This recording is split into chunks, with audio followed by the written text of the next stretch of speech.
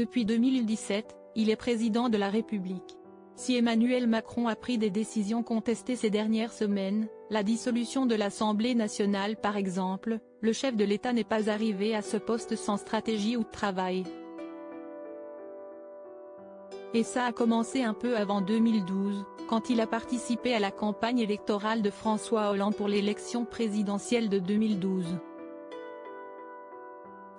Après sa victoire, l'ancien président l'a nommé secrétaire général adjoint de son cabinet.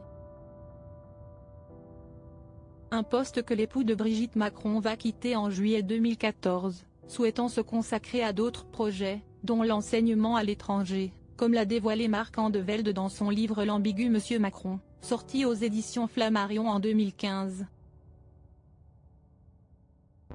L'auteur explique que le futur locataire de l'Élysée nourrissait de nombreuses ambitions, tout en souhaitant se détacher de l'image de protégé de François Hollande.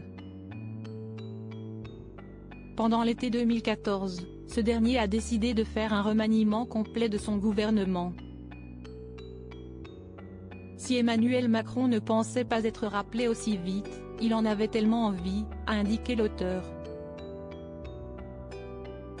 Il en est une qui a senti que le futur chef de l'État serait appelé, son épouse, Brigitte. Alors qu'ils se trouvaient dans leur maison du Touquet, elle lui a dit « Tu vas voir, ils vont t'appeler ».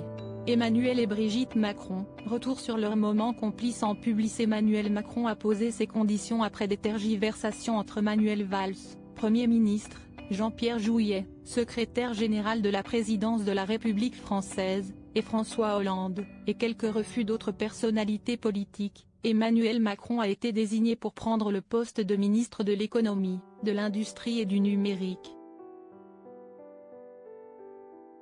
S'il a été difficile à joindre ce mardi 26 août, puisqu'il effectuait une balade à vélo avec sa femme, Emmanuel Macron a fini par répondre après 4 appels en absence. Au bout du fil, François Hollande lui proposait le poste. « Est-ce que j'aurai mandat pour pouvoir faire des réformes ?» l'a alors questionné celui qui a récemment passé une soufflante à son clan, avant de demander au président Hollande un délai d'1 heure de réflexion pour discuter avec sa femme. Manuel Valls a lui aussi appelé son futur ministre en lui assurant de son soutien.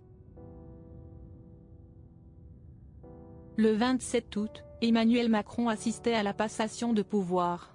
Article écrit avec la collaboration de 6 médias Crédit Photo, Jacovi de Moreau.